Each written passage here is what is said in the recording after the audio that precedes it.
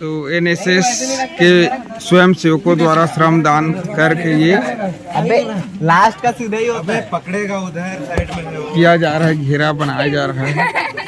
इसको माननीय मुख्यमंत्री जी आए थे उस समय, इसको रास्ता बनाया गया था पालक लोगों के लिए, लेकिन अब इसका अभी आवश्यकता नहीं है, इसलिए इसको एनएसएस के विद्यार्थियों के श्रमदान से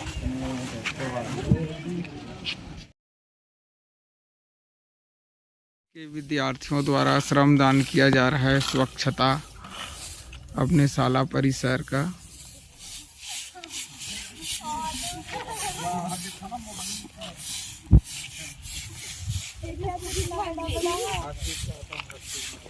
चलो ले लो थोड़ा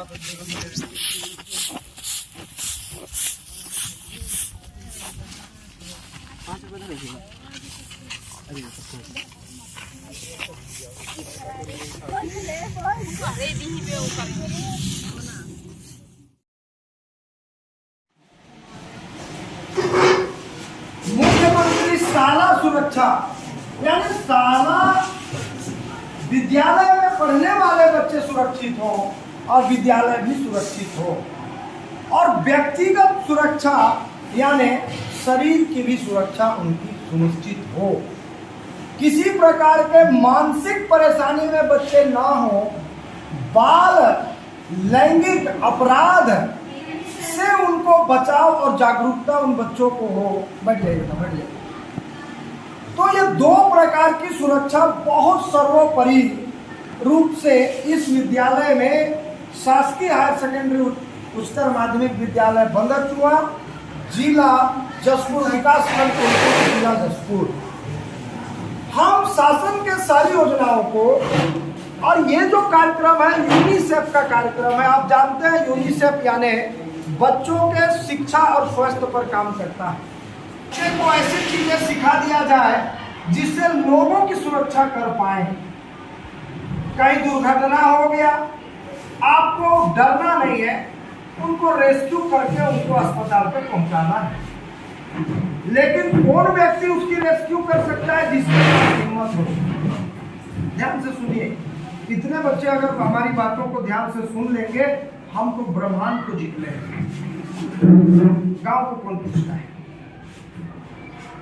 तो उन बच्चों की एक टीम बनाने की आवश्यकता है जो अन्य बच्चों को भी प्रेरित करें।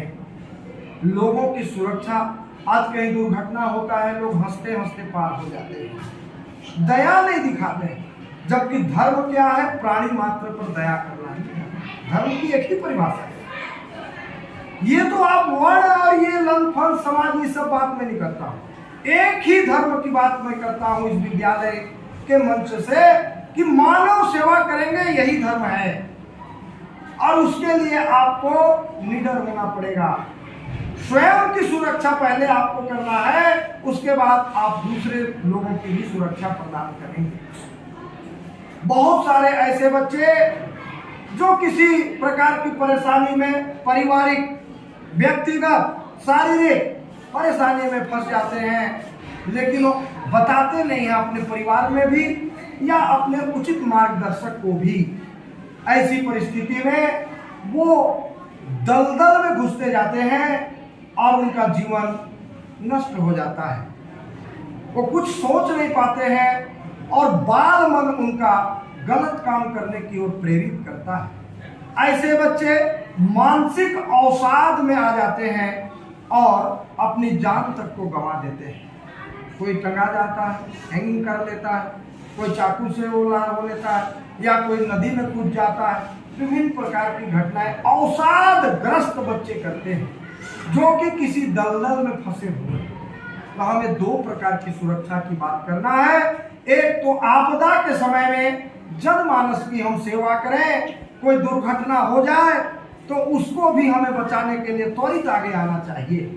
मैं अपने जीवन में, सभी लोगों ने, सर ने भी किया होगा, लेकिन मैं आज इस मंच पर बता रहा हूँ, दुर्घटनाग्रस्त 2 व्यक्ति को CPR दे करके मैंने नहीं बचाया, मैं एक माध्यम बना, बचाने वाला ईश्वर है। तो आपको भी माध्यम बनना है। क्या आप सुप्रीम कोर्ट ने डिसीजन दिया कि अगर कोई व्यक्ति किसी दुर्घटनाग्रस्त व्यक्ति की जान बचाता है तो पुलिस उससे कोई भी पूछताछ नहीं करेगा, अस्पताल भी उससे कोई भी गोपनीय जानकारी नहीं लेगा और नहीं उस पर कोई केस राइट होगा आईपीसी कोड कंडक्ट की धारा के अंदर। तो लोगों में डर है कि मैं फंस जाऊंगा, पुलिस गवाह बना देगा। आपकी अगर सहमति होगी तब पुलिस गवाह बनाएगा, अन्यथा बना नहीं सकता। तो हमें बृहद चीजें हैं, मैंने आपको प्रस्तावना रख रहा है, ये बृहद है। इसकी एक डॉक्यूमेंट ड्राफ्टिंग आपके व्हाट्सएप पर भेजी जाएगी और एक ग्रुप हम बनाएंगे, उसमें आपदा से संबंधित एक ग्रुप में तरह तरह की चीजों को हम बताते जाएंगे। वही सुरक्षित शनिवार के अंतर्गत प्रत्येक शनिवार को हम ये कार्यक्रम करते हैं, लेकिन एक समिति प्रत्येक वर्ष बनाना है। पिछले वर्ष जो समिति बना उसके बच्चे पास आउट होकर चले गए, नया समिति बनाना पड़ेगा जिसमें सारा सुरक्षा के अंतर्गत एक आपदाओं की पहचान, जोखिम की पहचान करने का एक टीम बनेगा, एक कोर कमेटी आपदा प्रबंधन का टीम बनेगा। आपदा प्रबंधन थाना के अधिकारी यहाँ रहेंगे।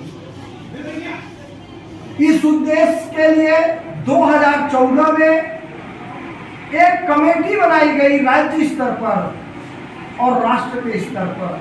1999 में सर्वप्रथम उड़ीसा में एक हवा निकला चक्रवात जिसका नाम साइक्लोन दिया गया। इतने लोग मर गए उसमें, अथाह इतना तेज हवा चला, घर पूरा संपूर्ण गया। उस समय भारत सरकार को सोचने के लिए मजबूर होना पड़ा कि हम क्या उपाय करें कि लोगों की जान बचा पाए। उस समय भारत सरकार ने आपदा प्रबंधन कमेटी का निर्माण किया और वही राज्य को भी प्रेषित हुआ कि सबसे पहले लोगों की जान तो बचाना है, लेकिन लाखों बच्चे विद्यालय में पढ़ते हैं, इनकी जान सर्वोपरि है।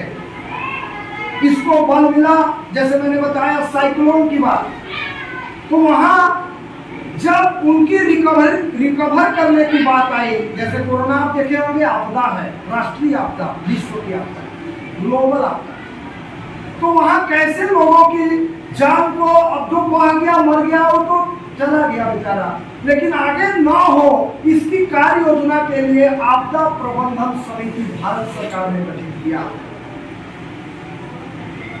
तब वहां जो प्रभावित हुए उन लोगों को क्या दिया जाए कि उनका घर पूरा बन जाए। उस समय राजस्व विभाग और ये बाढ़ वाला सबने हाथ खींचा कि हमारे पास में इसकी कोई जानकारी नहीं है, राजस्व विभाग के पास कोई नहीं है, हम क्या जानकारी करें, कैसे लोगों को रिकवर करें, कैसे तंबू बनाए, टेंट बनाए। तब जा करके वहां भारत सरकार ने कहा हम एक अलग कमेटी बनाएंगे, वही पूरे देश में आपदा के संबंध में बात करेगा। और ऐसे टीम बना करके रखा कि कहीं आग लग गया तो आप देखते होंगे आपदा प्रबंधन का जो टीम है, बोरिंग में गिर गए बच्चे, आपदा प्रबंधन का टीम पहुंच गया, उनके पास सारा संसाधन दिया गया। दिल्ली में बैठा है तो हवाई जहाज में हो जाएगा वहां पर रेस्क्यू करने के लिए। आप देखते होंगे कहीं आग लग गया, अग्निशमन पहुंच रहा है, टीम पहुंच रहा है, ट्रेस लगा करके, तो सब जगह गठन कर दिया गया। हमारे जसपुर जिला में भी है, आग लग गया तो आप फायर ब्रिगेड को फोन करेंगे, तुरंत पहुंचेगा। कहीं बड़ा आपदा हो गया, कहीं विदेश में आपदा हो गया, तो यही टीम जो है भारत से बाहर जाता है सेवा करने के लिए। उनका काम सेवा करना है, लेकिन बड़े बड़े अफसर रैंक के उनके जो है कमांडिंग है। आज आप जापान जाएंगे, इतनी ज्यादा भूकंप आता है, नेपाल में बहुत ज्यादा भूकंप का केंद्र रहता है। भारत में भूकंप आ गया 1998 के 2000 ईस्वी में, लगभग भुज में लाखों आदमी मर गए, 25,000 आदमी लापता हो गए गुजरात से, आज तक नहीं मिले। और जापान में जाएंगे तो बड़ा से बड़ा 9 रिएक्टर का भूकंप आने पर भी 2 लोग मरे, मात्र 2 लोग। ऐसा क्यों? क्योंकि भारत के लोगों में जागरूकता नहीं है कैसे बचना है। जहां कुआं खोदा जा रहा है वहीं गिरने जाता है यहाँ का इंसान। इसलिए हमें जागरूक करना है लोगों को, यही इस टीम का काम है, मुख्य उद्देश्य। आ रहा है मेरी बात समझ में? जापान में सारे लोग जागरूक हैं, और वो जागरूक ऐसे है कि भूकंप आया तो क्या करना है, भूकंप रोधी घर बनाया जाता है वहां, और वहां के लोग इतनी जागरूक, छोटे छोटे बच्चे इतनी जागरूक हैं कि वो भूकंप आएगा तो क्या करना है उन्हें पता है, खुद बाहर निकल जाएगा घरों से। और यहाँ के लोगों को पता नहीं क्या करना है भाई, अगबका गया और घर का मलबा उसके ऊपर गिरा। तो जागरूकता के लिए आपको एक टीम बनाई जा रही है, लोगों की सेवा करेंगे, बाल लैंगिक अपराध पर काम करेंगे, और स्कूल स्तर पर लोगों की समस्या, बालक बालों की समस्या को उस बॉक्स में भी रखने के लिए प्रेरित करेंगे। हम बीच बीच में मीटिंग करेंगे, कार्यशाला करेंगे और उनकी समस्याओं को लेंगे, लेकिन उसकी काउंसलिंग गोपनीय होगी। आप एक सखी के समान काम करेंगे उनका, लेकिन आप इंटरव्यू करेंगे हमारे तरफ, हम उनकी काउंसलिंग करके उनका सॉर्ट आउट करेंगे। और ये नया काम नहीं है, 2017 से कर रहे हैं। ऐसे बच्चे जो दलदल में जा चुके हैं, इस उम्र के, इस दहलीज के गलतियों के कारण, यह उम्र का प्रभाव है कि उत्तेजित इस उम्र के बच्चे हो जाते हैं, भला बुरा नहीं समझते हैं, और दलदल में गए बच्चों को हमने खींच निकाला है, आज वो कॉलेज कर रहे हैं। समस्या भी लाने का उत्तरदायित्व आपका है। किसी को समस्या है तो आप उसको हमारे ओर तक लाइए, उसका समाधान मिल करके करेंगे। यही दो टीम आज बनाई जा रही है, बाल लैंगिक अपराध टीम, बचाव टीम, और दूसरा आपदा प्रबंधन बचाव टीम। हमारे कृषि प्रभारी श्री किशोर गुप्ता सर और प्यारे बच्चे, तो आज बहुत ही महत्वपूर्ण बिंदु पर यहाँ पर चर्चा किया जा रहा है।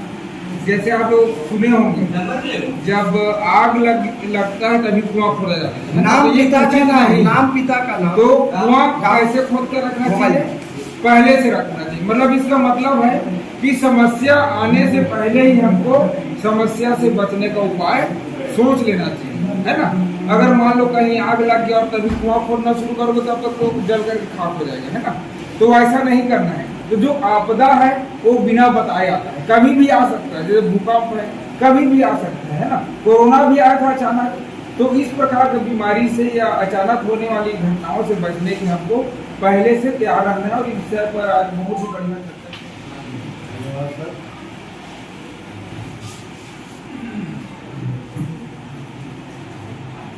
हमारे जागरूक और कर्मठ विद्याभ्यास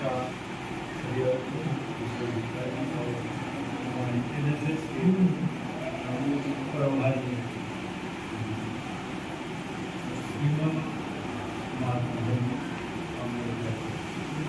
हमारे सामने आगे बहुत अच्छी तरह से आपको दो विषय पर विस्तार से इसको आपको समझाए। आप लोग उस चीज को आप लोग समझ गए होंगे, उनको हम बार बार नहीं समझाते, फिर भी बिल्कुल 2-4 शब्द में मैं समझा रहा हूँ। हमारे सर ने कहा कि भाई अचानक मान लीजिए किसी स्कूल में कहीं अचानक भूकंप का लहर आ रहा है। हम नहीं जानते कि यहाँ आएगा, कहीं आएगा या कहीं, तब हमको क्या करना है। तो सबसे पहले तो शासन ने उसी को सोचा कि भाई इसके लिए हम क्या करें, और उसमें आपको राज्य स्तर पर, प्रदेश स्तर पर एक गठन किया गया, आपदा प्रबंधन, और एक बाल उनका गठन कर दिया गया। अब उसी के माध्यम से हम अपनी शाला में गठन करेंगे, और उस चीज़ को हम मन से गांव में भी हम उसका प्रचार प्रसार करेंगे। वहाँ भी हमको सहयोग देना है। हमारा स्कूल में जब इस प्रकार की घटनाएँ और लैंगिक अपराध जो भी होता है तो उसमें हमको सहयोग करना है, और उसको गाँव में भी हमको सहयोग करना है, और हम अपने समाज को हमेशा सहायता के लिए ऊपर उठे। यही मेरा आप लोग से अनुरोध है और आप जरूर इस कार्यक्रम में आप लोग भाग लेंगे और उसका में रुचि रखेंगे।